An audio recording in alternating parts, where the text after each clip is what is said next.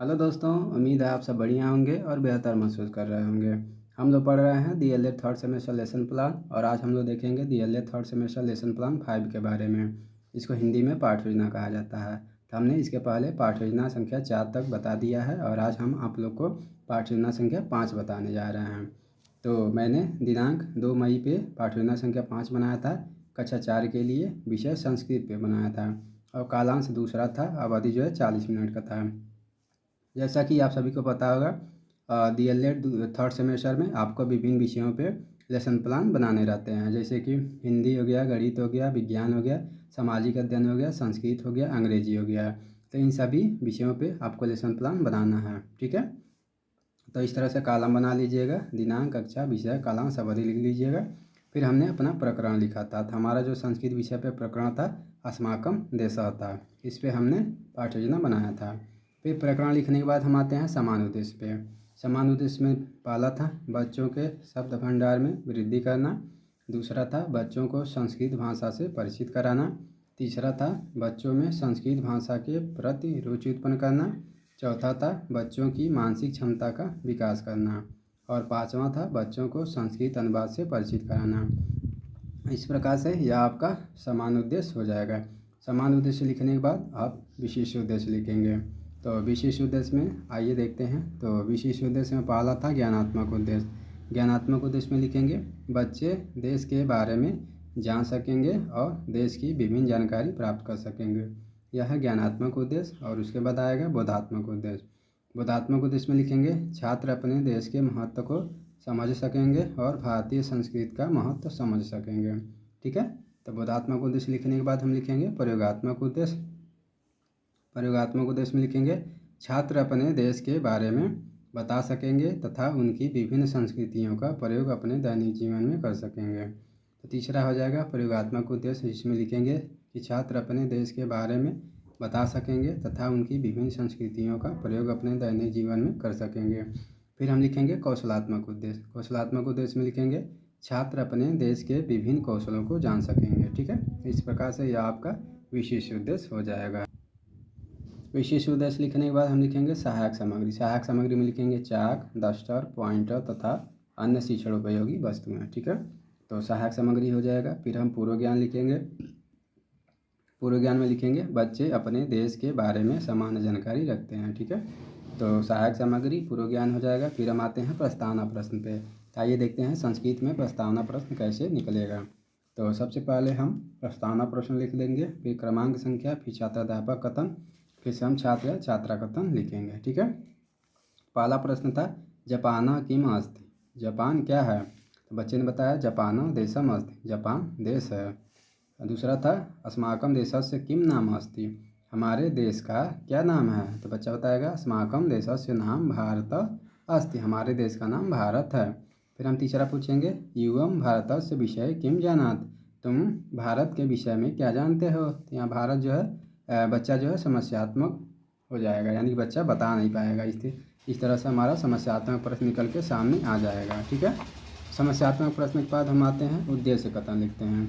उद्देश्य कथन में लिखेंगे बच्चों आज हम लोग अस्माकम देश के बारे में पढ़ेंगे व समझेंगे। फिर हम आते हैं प्रस्तुतिकरण पे। प्रस्तुतिकरण के लिए हम 3 कॉलम बनाएंगे। एक में शिक्षण बिंदु लिखेंगे, दूसरे में छात्राध्यापक कथन लिखेंगे, तीसरे में छात्र या छात्रा कथन लिखेंगे। शिक्षण बिंदु हमारा है अस्माकम देश और छात्राध्यापक कथन में हम 1 से 2 प्रश्न पूछ लेंगे, जैसे श्रीलंका की मस्त, बच्चा बताएगा श्रीलंका देश अस्ति। फिर पूछेंगे युवम अस्माकम देश किम जानात, तुम हमारे देश के बारे में क्या जानते हो। छात्र यहाँ पे मौन हो जाएगा। फिर हम प्रस्तुतिकरण देंगे, संस्कृत में पहले बताएंगे फिर उसका हिंदी बताते जाएंगे। जैसे भारतवर्षम अस्माकम देश, भारतवर्ष हमारा देश है, अस्माकम देश अतीव शोभनम अस्ति, हमारा देश अधिक सुंदर है। भारतस्य दक्षिण भागे हिंद महासागर अस्ति, भारत के दक्षिण भाग में हिंद महासागर है। भारतस्य पूर्व भागे म्यांमार देश, भारत के पूर्व भाग में म्यांमार देश।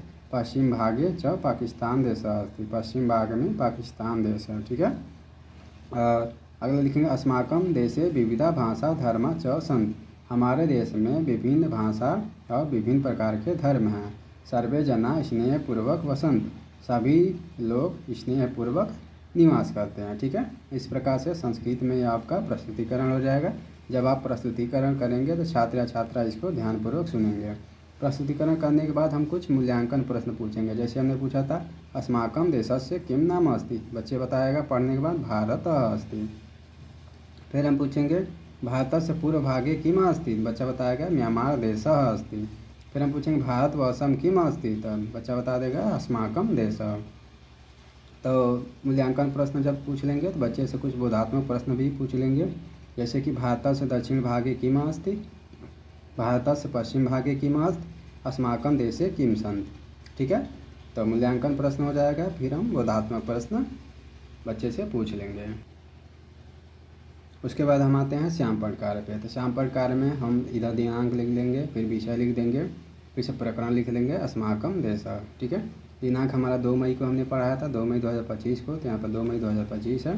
फिर एक तरफ जो शब्द संस्कृत के दिए हुए हैं उसको लिख देंगे और दूसरी तरफ जो अर्थ दिए हुए हैं उसको लिख देंगे। ठीक है, इस तरह से आप भी चार्ट खरीद लेंगे और चार्ट खरीद के इसको अच्छे से सिल्वर कलर के, देखिए यही हमारा सिल्वर कलर का पेन है जिससे हमने लिखा हुआ है। आप भी सिल्वर कलर का पेन खरीद के लिख सकते हैं। ठीक है, एक तरफ संस्कृत शब्द लिखेंगे, दूसरी तरफ उसका अर्थ लिख देंगे।